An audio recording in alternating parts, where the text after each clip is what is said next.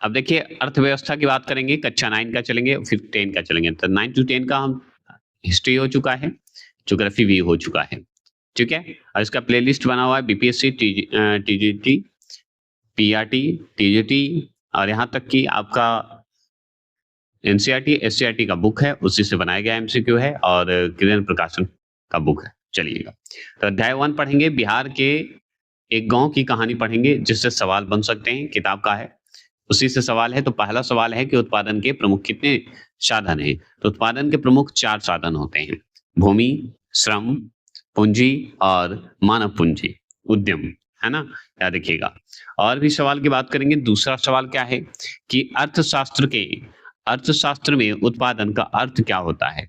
क्या उपयोगिता का सृजन होना, उपयोगिता का हानि होना या ऋणात्मक प्रतिफल होना या मूल्य ह्रास होना? मतलब कि उपयोगिता का बढ़ावा होगा, क्या होगा? अर्थशास्त्र के उत्पादन का अर्थ होता है क्या? तो इस हिसाब से अगर देखें तो उपयोगिता का बढ़ावा होगा, यूटिलाइज होगा, है ना? तो 1 होगा। चलिए, तीसरे प्रश्न की बात करेंगे। तीसरा प्रश्न है किसने कहा?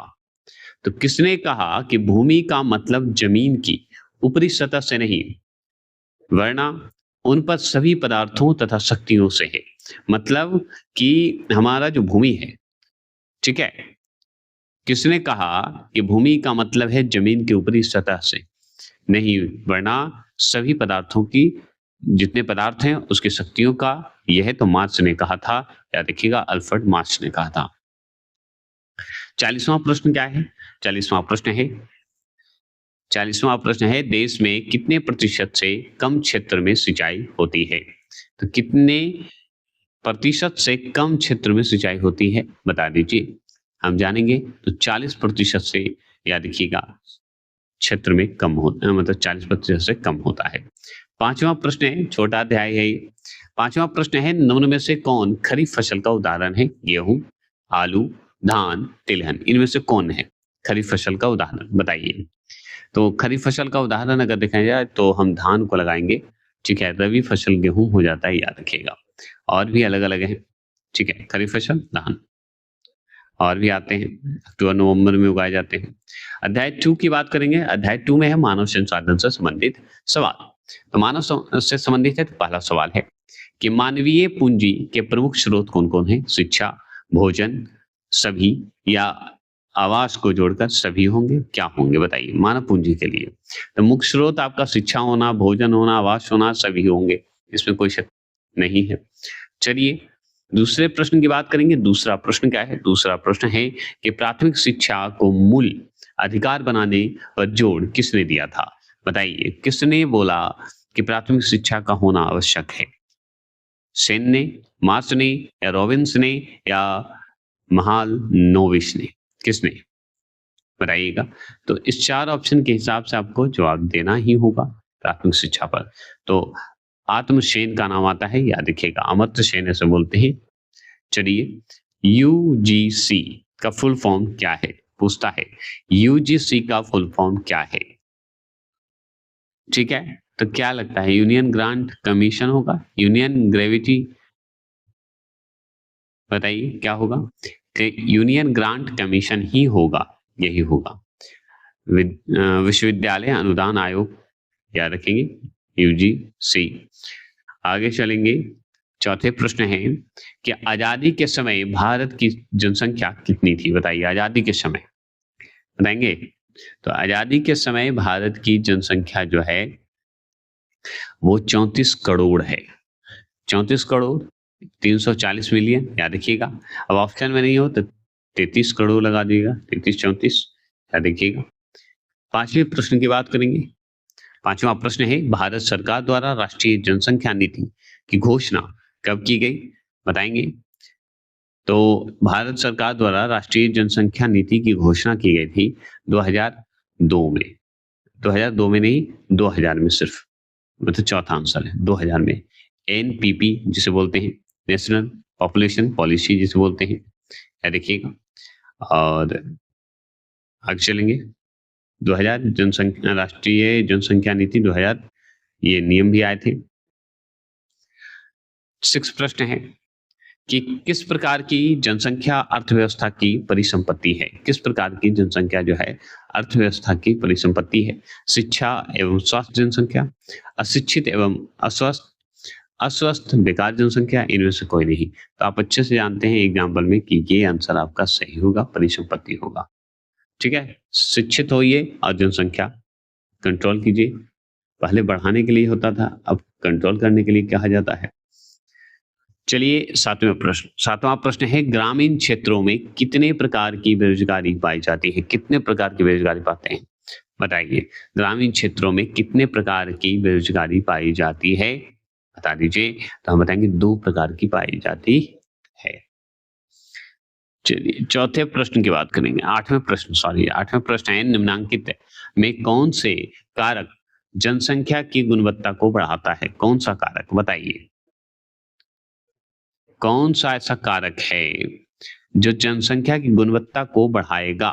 साक्षरता दर, लोगों का स्वास्थ्य, कौशल निर्णय मतलब निर्माण, या इनमें से सभी होंगे? तो देखिए इसमें जनसंख्या की गुणवत्ता बढ़ाने के लिए इनमें से सभी होंगे। ठीक है, इनमें से सभी होंगे। आगे चलेंगे, 9वें प्रश्न की बात करेंगे। 9वां प्रश्न है कि अर्थव्यवस्था का कौन सा क्षेत्र सबसे अधिक श्रम खपाने वाला है? श्रम करवाता है, मेहनत करवाता है। और औद्योगिक, कृषि, स्वरोजगार और उपक्रमों से कोई नहीं। देखिए अत्यधिक श्रम करवाना मतलब मेहनत करवाना, लेबर की तरह काम करवाना, तो वो कृषि में ज्यादा है। ठीक है, परिश्रम ज्यादा है। चलिए 10वां प्रश्न क्या है कि सर्व शिक्षा अभियान के अंतर्गत किस आयु वर्ग के बच्चे को सम्मिलित किया जाता है? बताइए किस आयु वर्ग के बच्चे को सम्मिलित करेंगे सर्व शिक्षा अभियान के अंतर्गत? 6 से 14 वर्ष के बच्चे को, याद रखिएगा। 11वां प्रश्न है। 11वां प्रश्न क्या है? 11वां है भारत सरकार द्वारा सेतु पाठ्यक्रम एवं स्कूल लौटो शिविर कार्यक्रम का प्रमुख उद्देश्य क्या था? बताएंगे प्रमुख उद्देश्य क्या था? अल्हड़ वयस्कों को शिक्षित करना ये था? नहीं। प्राथमिक शिक्षा में बच्चों का नामांकन करना। ठीक है, प्राथमिक शिक्षा में बच्चों का नामांकन करना, याद रखिएगा।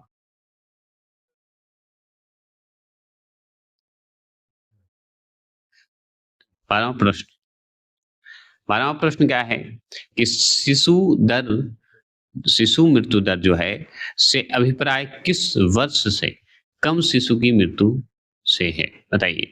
शिशु मृत्यु दर बहुत हो रहा था, उसमें से किसमें जो है आप शिशु की मृत्यु से संबंधित है? बताइए। 1 वर्ष से कम, 2 वर्ष से कम, 3 वर्ष से कम, 1 वर्ष से कम। चलिए 13वां प्रश्न है कार्य बल जनसंख्या में किस आयु वर्ग के लोग शामिल किए जाते हैं? बताइए। कार्य बल मतलब कार्य बल जनसंख्या में किस आयु वर्ग के लोग को शामिल किया जाता है? बताइए। तो हम बताएंगे 15 वर्ष, 15 से 59 वर्ष, यानी क्या 59 ईयर्स। चलिए क्लियर हो गया।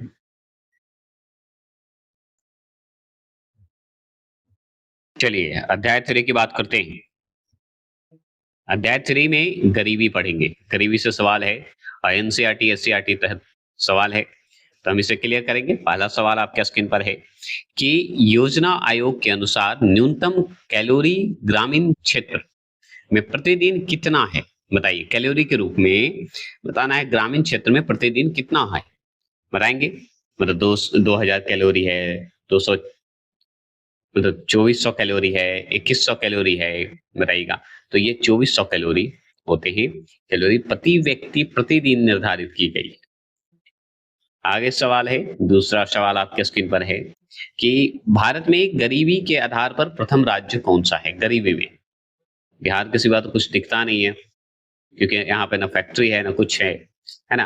राजस्थान भी ऑप्शन में है, तो सबसे गरीब हमारा बिहार ही है। ठीक है, चलिए तीसरे प्रश्न की बात करेंगे। तीसरा प्रश्न है भारत में कितने प्रतिशत जनसंख्या कृषि पर निर्भर है? बताइए कितने प्रतिशत जनसंख्या जो है कृषि पर निर्भर है, बता सकते हैं? तो हम बताएंगे 46% से लेकर 50% तक बताया गया है। तो 46 से 50%, इसमें ऑप्शन है ही नहीं। अब बताइए हम क्या करें? तो आप 50 से 55% भी बता सकते हैं, कोई दिक्कत नहीं है। ये जनसंख्या पर निर्भर करता है, बढ़ भी सकता है, घट भी सकता है। चौथे प्रश्न है कि गरीबी उन्मूलन के क्या उपाय हो सकते हैं, बताइए। गरीबी उन्मूलन के लिए आपको इसमें सभी होंगे, कृषि व्यवस्था बढ़ाइए, उद्योग वृद्धि बढ़ाइए, और आपका जनसंख्या नियंत्रण करिए, ये सब आएंगे। पांचवें प्रश्न है, पांचवा प्रश्न क्या है सुनिए। पांचवा प्रश्न है कि काम के बदले अनाज कार्यक्रम भारत सरकार द्वारा कब लागू किया गया था, कि काम के बदले हम अनाज देंगे, तो ये शुरू किया गया था। तो हम बताएंगे, इसका जवाब है कि वर्ष, ये शुरुआत हुआ था भारत सरकार द्वारा पहली बार काम के बदले अनाज कार्यक्रम, ये पांचवी जो पंचवर्षीय योजना हुआ था उस समय, और इसका डेट बताया जाता है अप्रैल 1977 में, लेकिन ऑप्शन में है ही नहीं 1977। तो एक और हुआ था, इसके बाद दूसरा जब आया था आधुनिक रूप से, जो अभी मॉडर्न कहते हैं जिसे, 14 नवंबर 2004। ये फिर सही आपका है, ठीक है। चलिए, पहला आया था 1977, आधुनिक अगर पूछे तो 2004। अब है सिक्स प्रश्न। सिक्स प्रश्न है, एनएसएसओ का पूर्ण रूप क्या है। एनएसएसओ, एनएसएसओ का पूर्ण रूप क्या है, प्लीज कमेंट कर सकते हैं तो बताइए। तो एनएसएसओ का पूर्ण है national sample service office, survive office है, सर्विस ऑफिस नहीं, सर्वाइव मतलब कि राष्ट्रीय प्रतिदर्श सर्वेक्षण कार्यालय है, या संगठन आप बोल सकते हैं। तो राष्ट्रीय प्रतिदर्श सर्वेक्षण संगठन होगा, ठीक है, सम्मेलन नहीं होगा, सर्वेक्षण होगा। चलिए, सातवां प्रश्न है। सातवां प्रश्न क्या है कि शहरी क्षेत्रों में 2000 में निर्धनता रेखा कितनी जो है, या कितने पर निर्धारित की गई थी 2000 में, बताइए। 45, मतलब 450 रुपये माह, 460 रुपये माह। तो याद रखिएगा 454 रुपये माह दिया जाता था। 2000 के समय की बात हो रही है। आठवां प्रश्न है कि भारत में निर्धनता रेखा का आकलन जो है किसके द्वारा किया जाता है, कैसे करते हैं बताइए। तो हम करते हैं राष्ट्रीय प्रतिदर्शी सर्वेक्षण संगठन द्वारा। क्या ये बात सत्य है? नहीं, इसके द्वारा तो हम अभी पढ़े, एनएसएसओ अलग है। तो हम पढ़ेंगे नीति आयोग का नाम सुने हैं, नीति आयोग, निर्धनता रेखा नीति आयोग। चलिए, 9वें प्रश्न की बात करेंगे। 9वां प्रश्न है, एक 4 ऑप्शन नीचे हम बता देंगे। विश्व बैंक के द्वारा समूच विश्व की निर्धनता रेखा, पूरे विश्व का समूचे विश्व का निर्धनता रेखा में निर्धारण जो है के लिए समान मानक तय किए गए हैं। इन मानकों के अनुसार किसे निर्धनता रेखा के नीचे माना जाता है, बताइए। किसे बताएंगे? जिस व्यक्ति के आय $5 प्रतिदिन से कम होगा, $2 से कम होगा, नहीं। यहाँ पे याद रखिएगा कि $3 से, अगर जो व्यक्ति को $3 प्रति व्यक्ति प्रतिदिन अगर है $3, तो यहाँ पे $3 तो है नहीं ऑप्शन में, तो यहाँ पे $2 ठीक लगा देंगे, ठीक है। अब हो गया है, अगर अब 2 रहे 3 रहे तो $3 लगाइएगा, ठीक है। चलिए, ये एनसीईआरटी एससीईआरटी के तहत है, बुक के हिसाब से है, तो जो दिया है उसी को हम मानेंगे सही।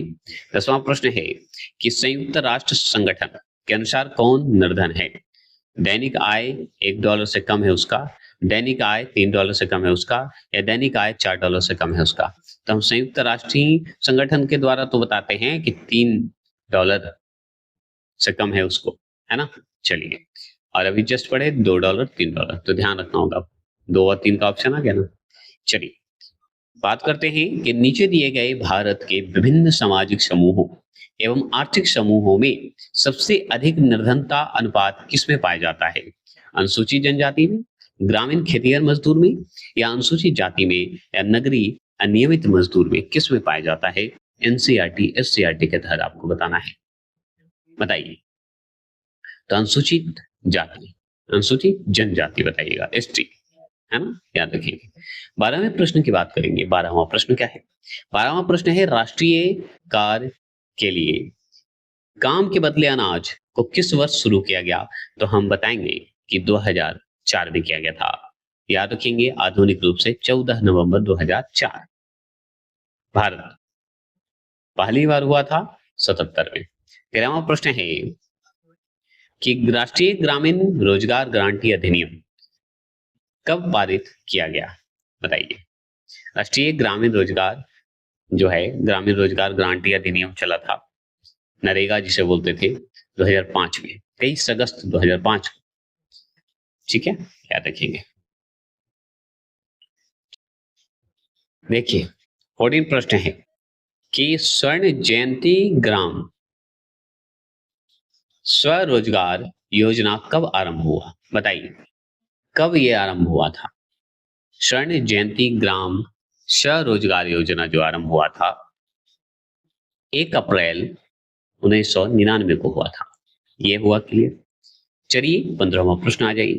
15वां प्रश्न क्या है कि किसने इस बात की वकालत की कि भारत वास्तव में तभी स्वतंत्र होगा जब इसके सबसे गरीब लोग मानवीय पीड़ा से मुक्त हो जाएंगे, तभी हम समझेंगे कि हमारा देश आगे है। किसने कहा है? बताइए। तो ये कहने वाले कौन है? तो गांधी जी हैं।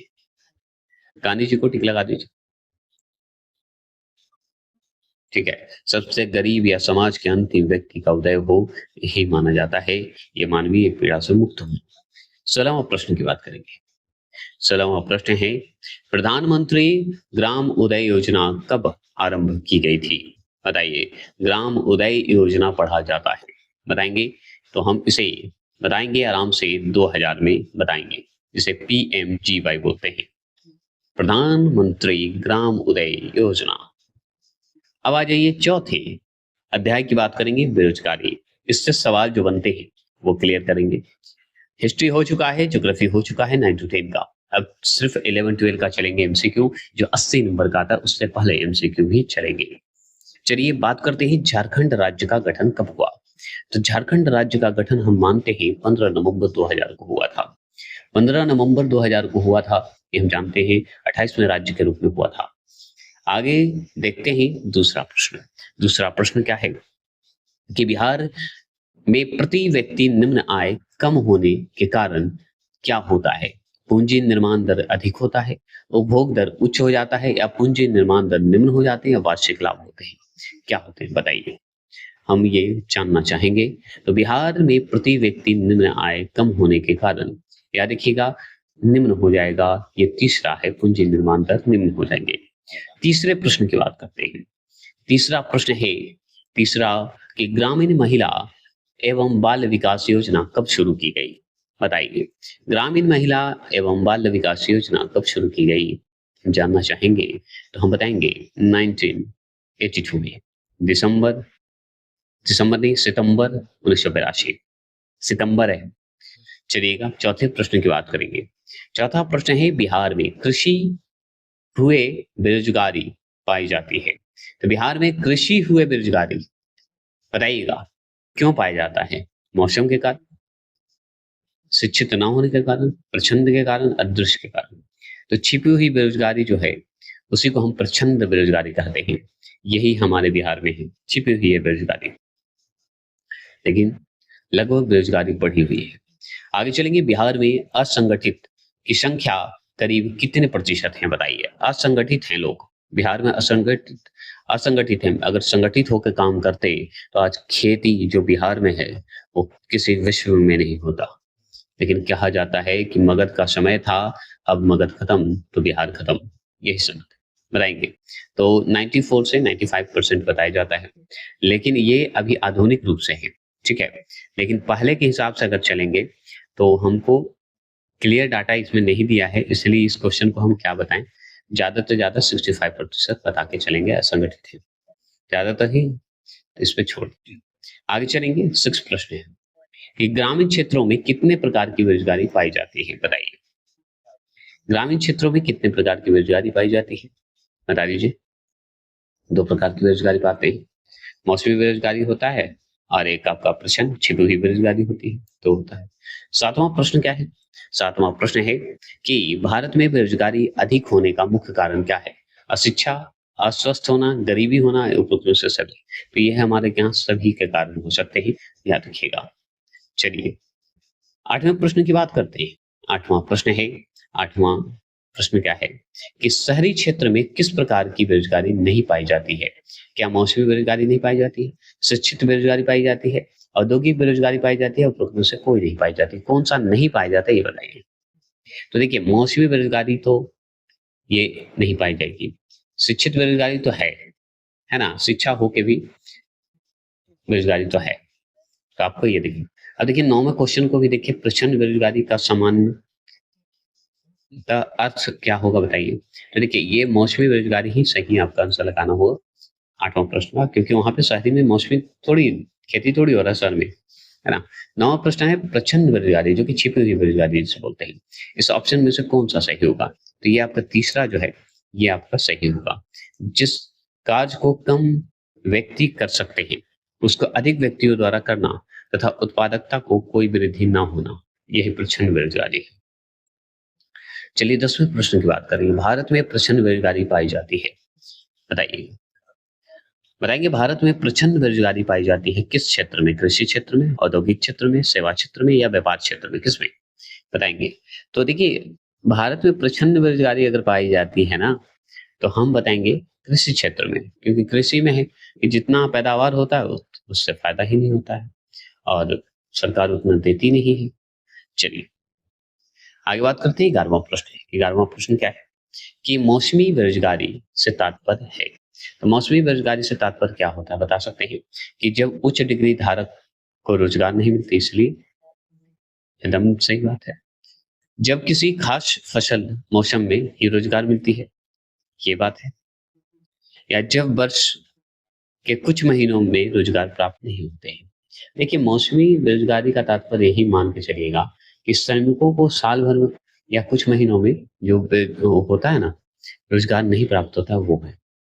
यही सत्य है, इसको मानना ही पड़ेगा आपको। तो आपका तीसरा सही होगा। चलिए अब अध्याय 5 की बात करेंगे, कृषि, खाद्यान्न और पशु मतलब गुणवत्ता की बात करेंगे। तो चलिए बात करते हैं पहला। पहला क्या है? नकदी फसल कौन सी है बताइए? नकदी फसल कौन सी है बताइए? तो नकदी फसल हमारा जो है ऑप्शन के हिसाब से देखिए, जूट हमारा नकदी फसल में जाएगा, याद रखिए। ठीक है, जौ, धान देखा जाए तो सब है, लेकिन जूट हमारा नकदी फसल में रखिए। चलिए दूसरे प्रश्न की बात करते हैं। दूसरा प्रश्न क्या है कि आजादी के से पहले भयंकर अकाल किस राज्य में पड़ा था बताइए? आजादी से पहले बंगाल में पड़ेगा, और कहाँ पड़ेगा? शासन कहाँ था? बंगाल में। तो पड़ेगा अकाल कहाँ? बंगाल में। यही है ना, समझ गए? चलिए अब यहाँ पे आ जाइए। तीसरा, तीसरा है बफर स्टॉक का काम क्या है बताइए? बफर स्टॉक का काम क्या है बताइए? तो हम बताएंगे अनाज की समस्या को हल करने में मदद करना, यही बफर का काम। अचानक दाम बढ़ना, घटना, ये सब रोकने के लिए होता है। चलिए शीतकालीन कृषि किसे कहा जाता है? तो शीतकालीन कृषि किसे कहा जाता है ये बताइए? शीतकालीन कृषि किसे कहेंगे बताइए? भदई को, अगहनी को, रवि को या गर्मा को, किसे कहते हैं बताइए? तो देखिए शीतकालीन कहा जाता है रवि की खेती को। रवि जो फसल होते हैं ना, उसको कहते हैं। शीत में होता है गेहूं, है ना? चलिए कौन सा खदान के स्रोत हैं बताइए? कौन से खदान के स्रोत हैं? खदान के मतलब गहन खेती, भंडार नीति, आयात नीति, आउटपुट में से सभी होंगे बताइए? तो खदान के स्रोत के रूप में अगर देखा जाए तो हम बताएंगे इसमें कि आपका सभी सही होंगे, याद रखिएगा। आगे चलिए 6 प्रश्न क्या है? 6 प्रश्न क्या है बता देते हैं कि लक्षित सार्वजनिक वितरण कब आरंभ किया गया? लक्षित सार्वजनिक वितरण आरंभ कब किया गया बताइए? 2000 में बताइएगा। कब किया गया? 2005 में। तो हम बताएंगे नहीं, 1997 में किया गया था, याद रखिएगा। ठीक है, चलिए अंत्योदय प्रणाली कब लागू की गई? बताएंगे अंत्योदय प्रणाली कब लागू की गई थी? ये जवाब दीजिए। क्या 1995 में, 1999 में, या किसमें? तो 25 दिसंबर 2000 में, है ना। चलिए आगे चलेंगे। 8वां प्रश्न है, मौसमी भूख किस क्षेत्र में प्रचलित है? बताइए। मौसमी भूख जो होता है वो ग्रामीण क्षेत्र आपको दिखेगा और कहीं नहीं दिखेगा, याद रखिएगा, ठीक है। चलिए, निर्गम कीमत इशू प्राइज का अभिप्राय क्या है? निर्गम कीमत जिसे हम इशू प्राइज बोलते हैं, इसका अभिप्राय का मतलब क्या होता है बताइए। ठीक है, इसका 5 ऑप्शन है, यहाँ पे देख लीजिए। तो इसमें से आपको देखना होगा, इस क्वेश्चन को हम हटा भी सकते हैं। ऐसे याद रखिएगा कि जिसमें रियायती दर जो होते हैं, दाम है जिस पर सरकार अपना बफर स्टॉक जो होता है अनाज निकालकर समाज में गरीब और जरूरतमंद वर्गों को बेचती है। देखिए, समाज के गरीब तबके के बाजार कीमत से कम कीमत पर अनाज का वितरण करना ये भी सही है, यही मान के चलना है। चलिए आगे चलेंगे। 10वां प्रश्न है कि पीडीएस, पीडीएस का पूर्ण रूप क्या है? पीडीएस का फुल फॉर्म बताइए। तो पीडीएस का फुल रूप मतलब फुल फॉर्म देखा जाए तो हम बताएंगे, इसका होता है लक्षित सार्वजनिक वितरण प्रणाली। लक्षित जो होते हैं, यहाँ पे लक्षित तो है नहीं, तो सार्वजनिक वितरण प्रणाली बता दीजिए, है ना। चलिए, बफर स्टॉक क्या है? फिर से सवाल आ गया। तो सरकार द्वारा अधिप्राप्त अनाज का भंडारण, या व्यक्ति व्यक्ति द्वारा अधिप्राप्त अनाज भंडारण, अमीर व्यक्ति द्वारा अधिप्राप्त नहीं, व्यापारी द्वारा नहीं, सरकार द्वारा। चलिए, खाद्य असुरक्षित वर्ग जो है, मतलब खाद्य असुरक्षित कौन वर्ग है? इसमें भूमिहीन श्रमिक, पारंपरिक दस्तावार, या भिखारी, या उपरोक्त में से सभी। तो इसमें देखिए सभी को सम्मिलित कर दीजिए। खाद्य असुरक्षित वर्ग तो सब आएंगे, ठीक है। चलिए, 13वां प्रश्न क्या है? 13वां प्रश्न है, भारत में राशन प्रणाली कब शुरू हुई? बताइए। भारत में राशन प्रणाली कब शुरू हुई बता दीजिए। तो ये हुआ 1940 के दशक में हुआ था। 1940 के दशक में बता दीजिएगा। 1940-42 के दशक बताया जाता है। आ जाइए, 14वां प्रश्न क्या है कि ICDS का पूर्ण रूप क्या है? फुल फॉर्म क्या है? ICDS बताएंगे। तो आप जानते हैं इंटीग्रेटेड चाइल्ड डेवलपमेंट सर्विस, ठीक है, एकीकृत बाल विकास सेवा। चलिए, 1943 में, 1943 में भारत में सबसे भयानक अकाल कहाँ पड़ा था बताइए। तो देखिए, भारत में हमारा बंगाल में पड़ा था, ठीक है। अभी ऑप्शन के हिसाब से बताइए तो बंगाल में ही होगा 1943। चलिए, 16वां प्रश्न।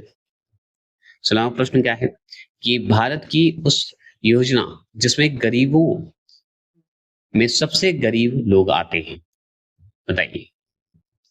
तो प्रधानमंत्री ग्रामोदय योजना, क्या और कोई? अंत्योदय अन्न योजना, ये आते हैं जिसमें गरीबों से भी गरीब होते हैं उनका। तो ये हुआ क्लियर। तो ये आपके जो है 9 क्लास के हुए। अब चलिए हम 10 क्लास के चलते हैं। चलिए, यहाँ पे है सवाल। आगे तो हम कक्षा 10 का चल रहे हैं, हमारी अर्थव्यवस्था, जिसमें पहला अध्याय है अर्थव्यवस्था एवं इसके विकास का इतिहास की बात करेंगे। और पहला सवाल आपके स्क्रीन पर ही है, और इस सवाल को हम क्लियर करते हुए चलेंगे और जितना हो सके संभवतः खत्म कर देंगे आज इकोनॉमिक्स। याद रखिएगा, निम्न में से किस क्षेत्र को प्राथमिक क्षेत्र कहा जाता है? तो हम बताएंगे कृषि क्षेत्र को प्राथमिक क्षेत्र कहा जाता है, क्या आप अच्छे से जानते हैं। और इजी सवाल है। दूसरे सवाल में बात करेंगे। दूसरा सवाल क्या है? दूसरा सवाल है, इनमें से किस देश में मिश्रित अर्थव्यवस्था है? बताइए। मतलब कि इनमें से कौन सा ऐसा है देश जिसमें मिश्रित अर्थव्यवस्था है? अमेरिका, चीन, भारत, या इनमें से कोई नहीं? बताइए। तो हमारा अमेरिका जो है आपका मिश्रित अर्थव्यवस्था आपको मिलेगा, ठीक है। यहाँ पे मिश्रित अर्थव्यवस्था का दिखाया गया है, बताया गया है, ये समझ जाइएगा, ठीक है। आगे चलें। तीसरा प्रश्न क्या है सुनिए। तीसरा प्रश्न है, भारत में योजना आयोग का गठन कब किया गया था? बताइए, योजना आयोग का गठन कब किया गया? भारत में योजना आयोग का गठन कब किया गया, बता दीजिए। तो हम बताएंगे 15 मार्च 1950 को किया गया था। तो 15 मार्च 1950 कहाँ है? Option number 1। देखिए, मैं प्लेलिस्ट बना के छोड़ देता हूँ, आप नहीं देख रहे हैं ये हमको पता चल रहा है। देखें या ना देखें कोई दिक्कत नहीं है। मैं इसलिए बना दे रहा हूँ कि आपको बाद में जब एग्जाम आए तो वो देख के जाइएगा, तो आपको भविष्य में काम आएगा। तो मेरा कर्तव्य है कि मैं बना के छोड़ दूं। चलिए, चौथे प्रश्न है, किरण प्रकाशन बुक से चल रहा है, मैं अपने मन से कहीं से नहीं जोड़ता क्वेश्चन, याद रखिएगा। जिस देश का राष्ट्रीय आय अधिक होता है वह देश कहलाता है, बताइए। जिस देश का राष्ट्रीय आय अधिक होगा वह देश कहलाता है, क्या कहलाता है, बताइए। तो विकसित देश कहलाता है, ये आप जानते हैं।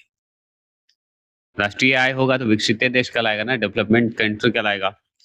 जो कि आगे चलेंगे। अब पांचवा प्रश्न क्या है? पांचवा प्रश्न है, निम्न में से किसे पिछड़ा राज्य कहा जाता है? बिहार को, पंजाब को, केरल को कि दिल्ली को? इनमें से किसे कहेंगे? 4 ऑप्शन के हिसाब से आपको बताना है। ऐसे तो बहुत सारे पिछड़े राज्य आ जाएंगे, लेकिन हमारा बिहार जो है सबसे पिछड़ा आता है, गरीबी रेखा में आता है, हम जानते हैं। हमारी अर्थव्यवस्था को कितने भाग में बांटा गया, बताइए तो। भारतीय अर्थव्यवस्था को कितने भागों में बांटा गया है? हमसे सवाल अगर पूछे तो बताएंगे, तो हम बताएंगे 3 भाग में बांटा गया है, ठीक है। प्रथम, द्वितीय और तृतीय के रूप में बांटा गया है ना। चलिए 7वें प्रश्न की बात करेंगे। किसने कहा बिहार के विकास के बिना भारत का विकास संभव नहीं है? ये बात तो सत्य है। किसने कहा था? किसने कहा कि बिहार के विकास के बिना भारत का विकास होना संभव है, संभव नहीं है? तो वो है एपीजे अब्दुल कलाम, क्योंकि बिहार की जनसंख्या के हिसाब से बिहार की बढ़ना जरूरी है। चलिए 8वें प्रश्न है। 8वां प्रश्न क्या है कि गरीबी रेखा से नीचे ग्रामीण क्षेत्रों की प्रति व्यक्ति कैलोरी कितनी है, बताइए। बताएंगे? तो हम बताएंगे 2400 कैलोरी है, ये हम पढ़े है ना। 9वां प्रश्न क्या है? 9वां प्रश्न है, किस अर्थशास्त्री ने कहा था कि गरीबी कैंसर रोग की तरह है? कौन कहते? गरीबी कैंसर रोग की तरह होता है, ये कौन कहे थे, बता दीजिए, कमेंट कर दीजिए। तो हम बताएंगे कुछ नेट ने कहे थे, याद रखिए कुछ नेट नाम है, साइमन कुजनेट। आगे 10वां प्रश्न की बात करें। 10वां प्रश्न है कि बिहार में पिछड़ापन दूर करने का तरीका क्या है, बताइए। देखिए, जनसंख्या पर नियंत्रण तो करना ही होगा, ईमानदारी प्रशासन बढ़ाना होगा, उद्योग का विकास करना होगा, तभी संभवतः हो सकता है। कृषि में तेजी विकास करना पड़ेगा, बाढ़ नियंत्रण करना पड़ेगा, ये सब पे ध्यान देना होगा, तभी बिहार तरक्की पे जाएगा। 11वां प्रश्न क्या है? बिहार के किस भाग में बाढ़ ज्यादा आती है? पूर्वी भाग, उत्तरी भाग, दक्षिणी भाग, किस भाग में आती है, बताइएगा। तो बिहार के किस भाग में सबसे ज्यादा आता है? तो उत्तरी भाग में बाढ़ आने की संभावना है। देखिए, बिहार के पूर्वी भाग में नहीं आता है, लेकिन उत्तरी भाग में आता है। नेपाल से आने वाली जो नदी कोसी है, वो समझिए बिहार का शोक है एक तरह से। 12वां प्रश्न की बात करें। 12वां प्रश्न है, संपूर्ण क्रांति का नारा किसने दिया था, बताइए तो। संपूर्ण क्रांति का नारा किसने दिया, बताइए। तो संपूर्ण क्रांति का नारा देने वाले जयप्रकाश नारायण का नाम आता है, जो कि आपको डी में दिख रहे होंगे।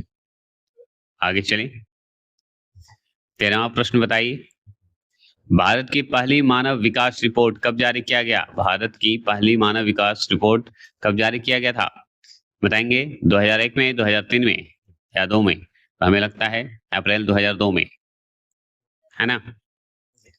14 प्रश्न।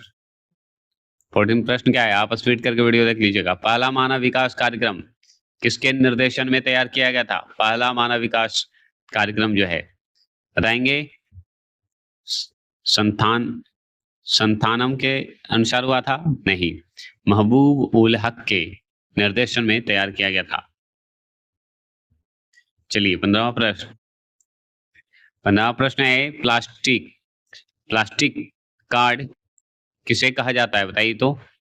प्लास्टिक कार्ड किसे कहेगा? डेबिट कार्ड को, क्रेडिट कार्ड को कि दोनों को, बताइए तो आपका plastic card, ATM card, credit card जो कहिए, सब दोनों है।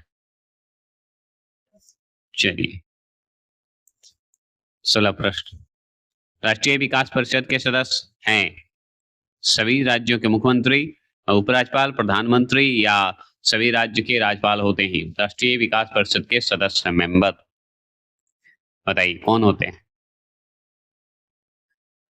राष्ट्रीय विकास के होंगे तो मुख्यमंत्री और प्रधानमंत्री शामिल होते हैं, तो सभी राज्य के जो हैं आप कह सकते हैं मुख्यमंत्री। इसमें भी अगर और प्रधानमंत्री भी शामिल होते हैं, ये भी टिक लगा सकते थे। ठीक है, यहाँ पे जो दिया है उसी को लगाइए। इसके अध्यक्ष प्रधानमंत्री होते हैं, हम जानते हैं। सभी राज्यों के मुख्यमंत्री को टिक लगा दीजिएगा। जैसे प्रधानमंत्री ऑप्शन में है, ध्यान रखना है, तो दोनों देता तो हमको सही मानते। चलिए, 10वीं पंचवर्षीय योजना का समय अवधि बता सकते हैं? 10वीं पंचवर्षीय योजना जो हुआ था, समय काल बता सकते हैं? बताइए। 10वीं पंचवर्षीय योजना का 2002 से लेके 2007 तक 5 वर्ष का होता है ना, 1 अप्रैल से लेके 31 मार्च तक। चलिए, 18वां प्रश्न है। 18वां प्रश्न है, किस आयोग ने बताया है कि विकास की वह प्रक्रिया जिसमें बिना भावी पीढ़ी की क्षमता, भावी पीढ़ी मतलब भारी भरकम पीढ़ी, योग्यता से समझौता किए पूरी की जा सकती है। मतलब समझौता करके भी पूरा किया जा सकता है। बताएंगे कहने वाला कौन है? मतलब किस आयोग ने बताया कि भाई विकास की वह प्रक्रिया है जिसमें बिना भावी पीढ़ी की क्षमता या योग्यता से समझौता किए, मतलब समझौता जो किए जाते हैं पूरी की जा सकती है। बताइए कौन ऐसे बोलने वाले थे? तो ब्रेंट लैंड, जो कि जिन्हें ब्रुंड लैंड बोलते हैं। यहाँ पे ब्रेंट लैंड होना चाहिए था और लिखा जाता है BRU लिखा जाता है, याद रखिए, इसलिए दोनों नाम हो सकते हैं। चलिए आगे है कि 19वां प्रश्न क्या है कि किसने कहा कि अर्थव्यवस्था आजीविका अर्जन की एक प्रणाली है? बताइए किसने कहा? किसने कहा कि अर्थव्यवस्था आजीविका अर्जन की एक प्रणाली है? तो हम बताएंगे ब्राउन ने कहा था, याद रखिएगा। किसने कहा? ब्राउन ने। चलिए 20वां प्रश्न की बात करेंगे। 20वां प्रश्न है, चीन तथा क्यूबा देश में कौन सी एक समान अर्थव्यवस्था है? बताइए। चीन तथा क्यूबा देश में कौन एक समान अर्थव्यवस्था है, हम जानना चाहेंगे। तो वो है समाजवादी अर्थव्यवस्था। ठीक है, 21 सवाल आपके स्क्रीन पर है। प्राथमिक क्षेत्र निम्नलिखित में से आर्थिक गतिविधि है। बताइए प्राथमिक क्षेत्र जो होता है उसमें क्या क्या शामिल होता है, ये आप जानते हैं? क्या कृषि शामिल तो होता ही है, ये हम जानते हैं। क्या मत्स्य पालन भी होता है? क्या डेयरी भी होता है? बता सकते हैं? तो हाँ, पशुपालन, मत्स्य पालन, ये सब जो होते हैं, डेयरी उसी में आएगा, पशुपालन में। तो चौथा आंसर आपका सही होगा, उपरोक्त में से सभी होंगे। चलिए, मिश्रित अर्थव्यवस्था का अर्थ क्या होता है? बताइए। मिश्रित अर्थव्यवस्था का अर्थ क्या होता है, ये बता सकते हैं? बताइए। क्या सार्वजनिक तथा निजी क्षेत्र का अस्तित्व आना है? बताइए।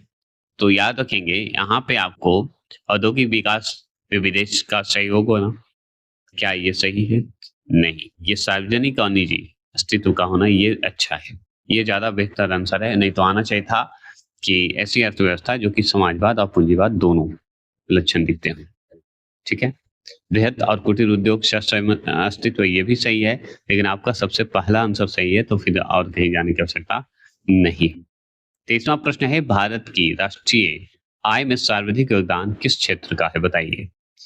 बताएंगे भारत का राष्ट्रीय जो आय है उसमें सर्वाधिक योगदान किस क्षेत्र का होता है? तो देखिए हमारा तीनों क्षेत्र में हम रखेंगे, प्राथमिक, द्वितीय, तृतीय, तीनों क्षेत्र। ठीक है, लेकिन सबसे ज्यादा पूछा जाए तो हम तृतीय से क्षेत्र बोलेंगे, सेवा क्षेत्र जिसे बोलते हैं। तो ये आंसर आपका सही होगा। उपरोक्त में से सही नहीं लगा के तीसरा लगा देंगे।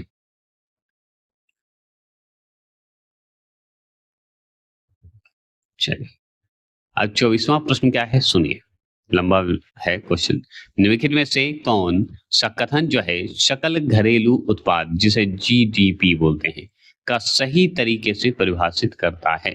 आप अपने तरीके से परिभाषित करके हमको बताइए क्या होगा, इस ऑप्शन के हिसाब से बताएंगे। तो देखिए, इसका पहला आंसर एकदम सटीक बताता है कि किसी विशेष वर्ष में देश के भीतर उत्पादित सभी अंतिम वस्तुओं और सेवाओं का मूल्य, मतलब मार्केट वैल्यू, को सकल घरेलू उत्पाद कहा जाता है। ऐसे किसी विशेष वर्ष में देश के नागरिकों द्वारा देश के भीतर बाहर उत्पादित सभी अंतिम वस्तुओं और सेवाओं का मूल्य, तो ये सही नहीं है। किसी विशेष वर्ष में देश के नागरिकों द्वारा देश के बाहर उत्पादित अंतिम मूल्य, ये भी सही नहीं है। किसी विशेष वर्ष में देश के सरकार नागरिकों द्वारा उत्पादित अंतिम, और ये उससे अच्छा है कि ये वर्ष के देश में भीतर जितने भी हो रहे हैं उसकी बात करता है। चलिए, ऐसे सही परिभाषा यही है कि किसी देश की घरेलू सीमा के भीतर एक वित्तीय वर्ष में उत्पादित जो सभी अंतिम वस्तुएं और सेवाओं के कुल मौद्रिक मूल्य, मार्केट वैल्यू, घरेलू उत्पाद कहते हैं, जीडीपी कहते हैं। चलिए आगे चलते हैं। भारत की राष्ट्रीय आय में सबसे कम योगदान किस क्षेत्र का रहा है, बताइए।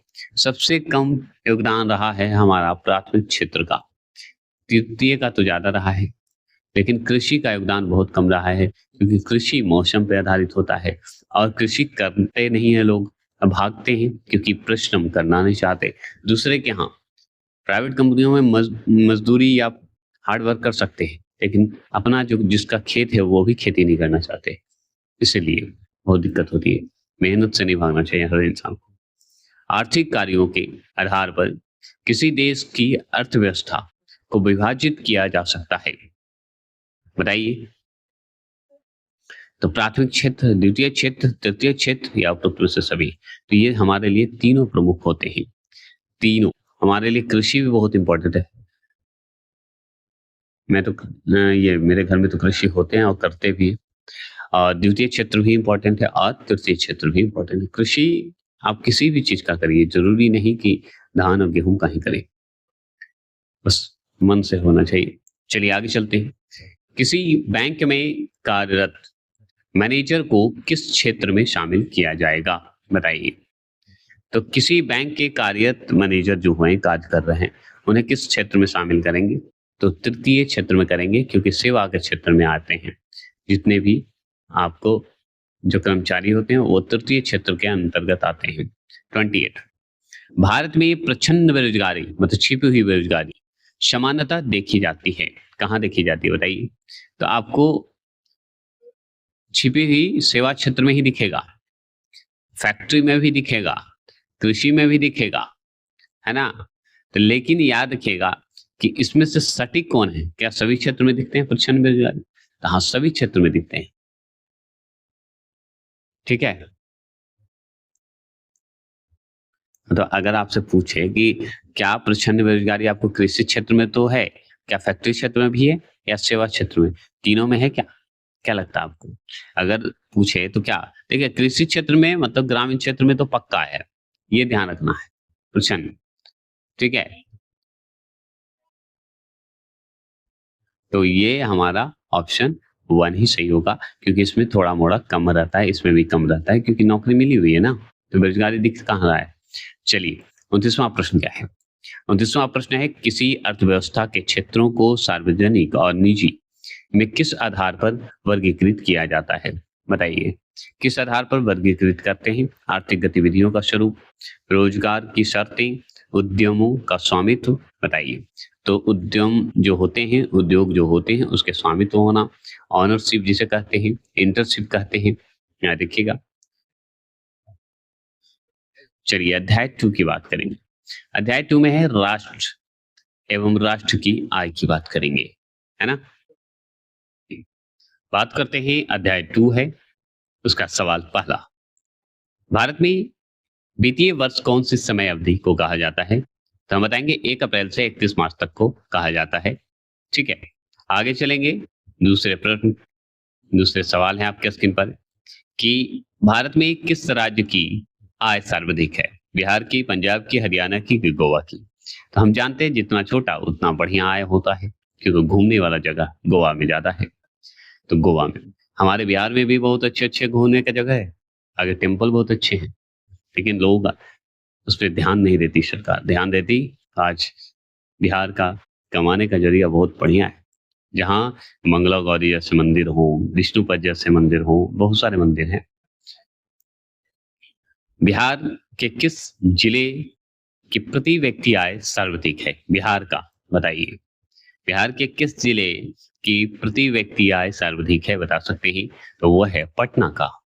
ठीक है, पटना का है और भी छोटे-छोटे क्षेत्र नहीं है। चौथे प्रश्न की बात करेंगे। चौथा प्रश्न है उत्पादन एवं आय गणना विधि आर्थिक दृष्टिकोण से है। क्या है? सहज है, वैज्ञानिक है, व्यवहारिक है, उपरोक्त में से तीनों बताइए। तो उत्पादन एवं आय गणना विधि आर्थिक दृष्टिकोण से है, तो वह है सहज, वैज्ञानिक और व्यवहारिक तीनों। ठीक है, उपरोक्त में से तीनों होंगे। पांचवें प्रश्न की बात करेंगे। पांचवा प्रश्न है कि बिहार की कितनी प्रतिशत जनसंख्या गरीबी रेखा के नीचे जीवन यापन कर रही है? बताइए। बिहार की कितनी प्रतिशत जनसंख्या गरीबी रेखा के नीचे जीवन यापन कर रही है? तो हम बताएंगे 33.76% कर रही है, लेकिन ऑप्शन में तो है नहीं, तो हम क्या लगाएंगे बताइए। इसमें हम सही जवाब क्या लगाएंगे? 34% भी नहीं है, तो हम यहाँ पे 40% टिक लगा के आ जाएंगे, ज्यादा नहीं लगाएंगे। चलिए, 6 प्रश्न क्या है बता दीजिए। 6 प्रश्न है गरीबी ही गरीबी को जन्म देता है, किस अर्थशास्त्री ने कहा था? ये बात सत्य है, गरीब ही गरीब को जन्म देता है, यह किस अर्थशास्त्र ने कहा है बताइए। और सच्चाई यही है कि अगर आपके पिता गरीब हैं तो आप भी मेहनत करके अपने बच्चे को गरीब मत बनाइए, इसलिए आप मेहनत करके आगे बढ़िए और जॉब लीजिए, गरीबी में जीवन मत काटिए। ठीक है, तो वो कहने वाला नर्क्स, रेगनर नर्क्स, याद रखिएगा। तो मेहनत स्वयं से करें और खुद भी मेहनत करें और पिता को भी उस मुकाम तक अपने नाम का एक पहचान दें। चलिए, सब बकवास सुनते रहिएगा, कभी कभी मूड फन करने के लिए करते हैं। ठीक है,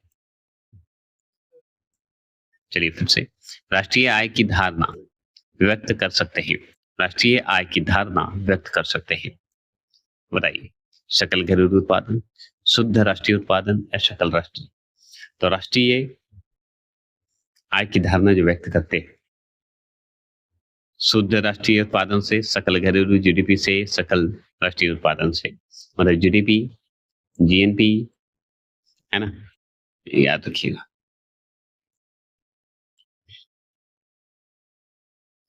आठवां प्रश्न है भारत में सर्वप्रथम राष्ट्रीय आय का अनुमान कब और किसने लगाया? बताइए। भारत में सर्वप्रथम राष्ट्रीय आय की गणना या राष्ट्रीय आय का अनुमान जो है कब और किसने लगाया? तो हम बताएंगे 1867 से लेकर 68 में दादा भाई नौरोजी ने। ठीक है, दादा भाई नौरोजी ने किया था।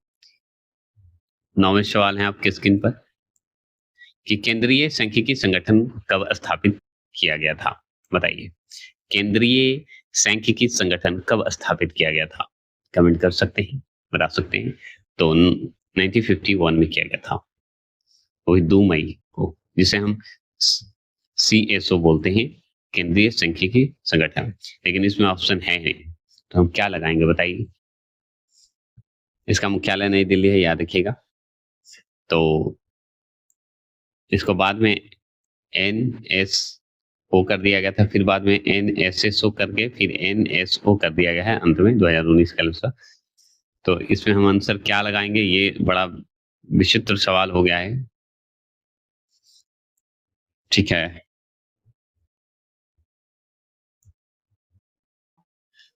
तो इसमें 55 लगा सकते हैं, फिर 90 देखिए 1951 नहीं है तो 1955 लगा दीजिए, ये सही हो जाएगा।